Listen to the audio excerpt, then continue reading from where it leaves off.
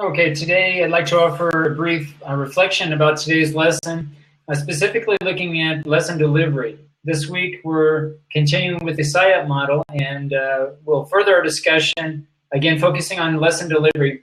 And I had a couple of interesting and insightful discussions today with some colleagues, specifically about lesson delivery and this idea of traditional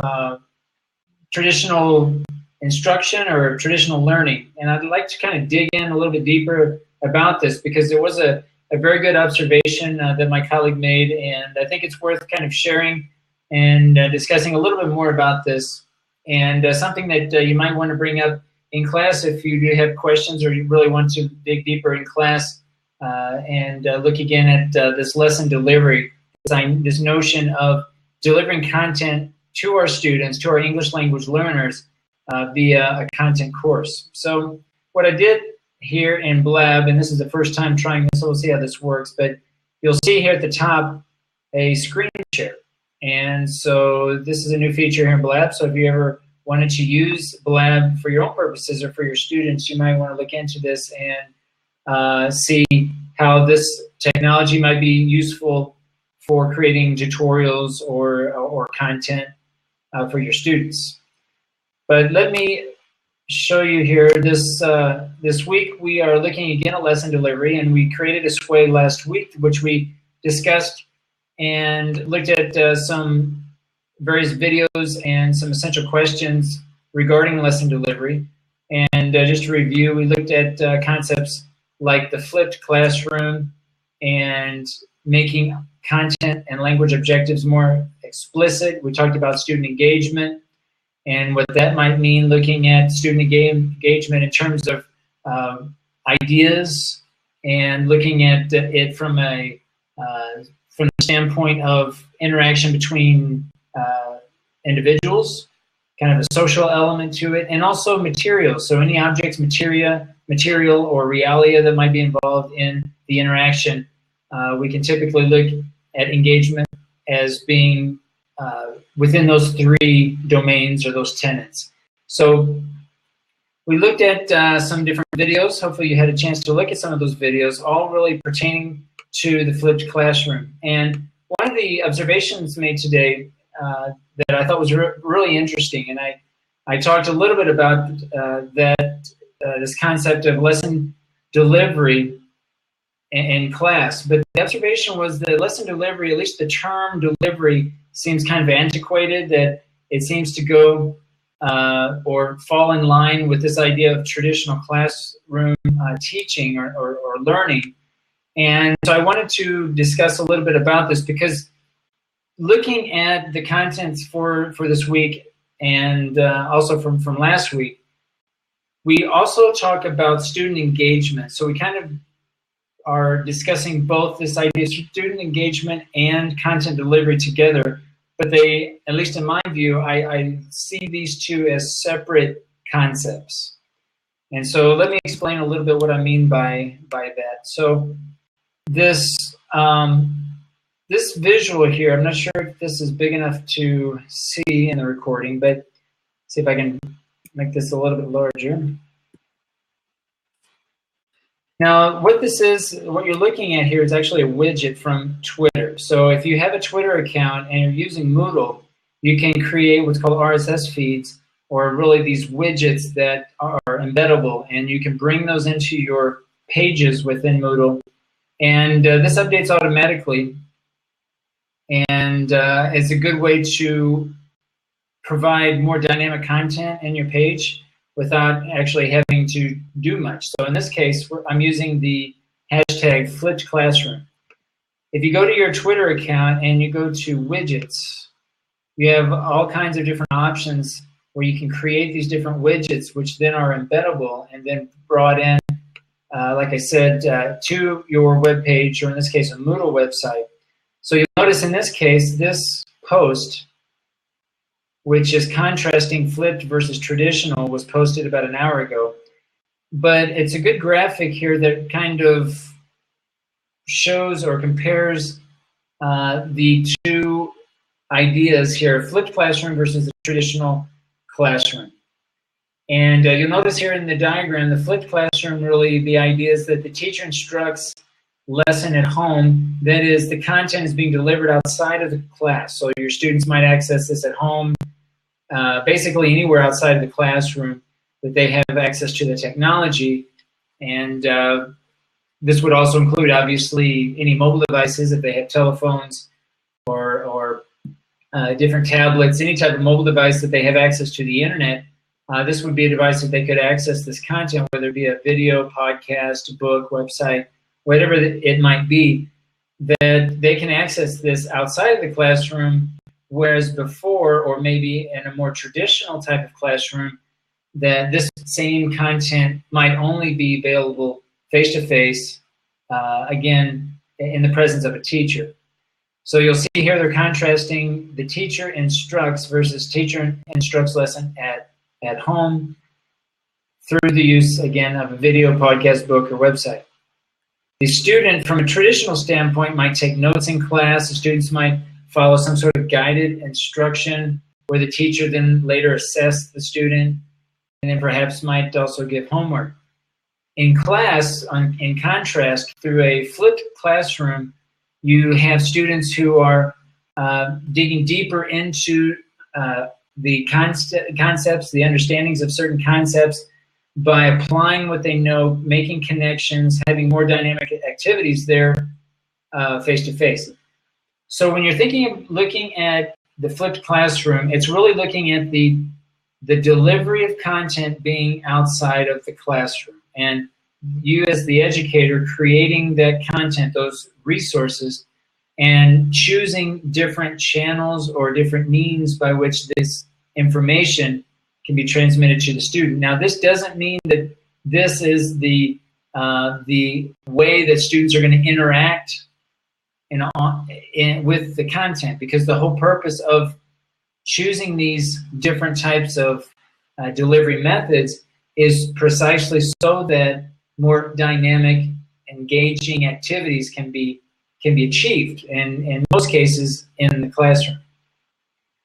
So the idea here is to look at these objectives. When we talk about lesson delivery, we're looking at student engagement, but this as being a result of having flipped the classroom, having made or having chosen different channels that we might use to deliver this content to the students, so that, again, we're freeing up more activity in the classroom. So kind of look at all of this information for this week in this particular sway, all related to lesson delivery, whereby we choose specific channels, specific means by which we are sharing our content with our students. So it's not just delivering it in class, face-to-face, generally from our mouth to their ears, or we might also look at it by delivering it via a handout, which is certainly one way of doing it. And I mentioned this in class, but just by discussing it and having a handout together in class, it would be a preferred way, I think, or just an alternative way for the students to really get the content, to be able to look at and understand some of the content, versus just choosing one channel versus, for example, just you speaking to the students and that being the only way that they are getting the information. So it's really about trying to find opportunities in class to add as much value for your students as possible. And the flipped classroom is one of those terms that perhaps is not the most descriptive term, because it really is not an all or nothing phenomenon. It's really by degree. It really depends on the context, knowing your students. But the idea is that you're giving them different options as to how they might access the content. Again, your students are English language learners. They're going to be learning content as well as learning English as an additional language. So by offering different means, different ways of getting this information to them, they're going to, for the most part, really respond well if we're in tune to what content and how they're deciding to access this content. If you constantly reflect and see what's working and what's not, you will find the the optimal way of really providing this information to them. So I wanted to share that with you, and I wanted to conclude also by mentioning very briefly that from the main page in our Moodle website, towards the bottom here, right underneath the links section, I have an educational podcast page, and if you open this up, you'll see a link to the latest podcast that has been recorded, that has been made. So last week we did several Socratic seminars from the Padai proposal that we talked about. You can look that up from Adler, and he basically discussed a lot about the Socratic method, or Socratic seminar, whereby schools are preparing and teachers can prepare students to think critically by leading up to these Socratic seminars, where they are encouraged to think critically through the series of various questions and ongoing questions that really allow them, again, to think deeper about a particular topic. And so we did a few of those last week. Last Wednesday, Thursday, and Friday in both classes, we did several Socratic seminars, and I have recorded here 4 of those. 1 on Wednesday, 2 on Thursday, and 1 on Friday. Those can be found again here. And you'll notice that you're only able to access the last podcast and directly from Moodle. But if you click on this permalink here, this will take you to the main page, where you should then be able to access the rest of the podcasts that have been uploaded.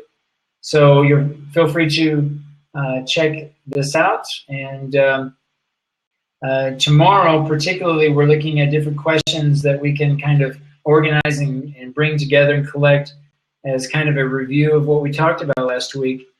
So feel free to take a look at these podcasts if need be. And I think we'll stop there. And feel free to let me know in class, or send me a message, or if you want to further this discussion about really this idea of flipped classroom. I know there's a lot of concern about the time investment that, both from a teacher standpoint and also a student standpoint, that this might take. But it's really about finding ways of, again, trying to present and leave as much information out there as possible, but also not to confuse students by overwhelming them by the vast amount of information, and guiding them through this information so that they can make sense of it. If you know that there's just so much information out there that they might have problems navigating through all of this, then we need to step in and facilitate that process by kind of guiding them, showing them ways that they can access the information needed for a particular course. A very simple example would be simply the podcast that I'm listing here.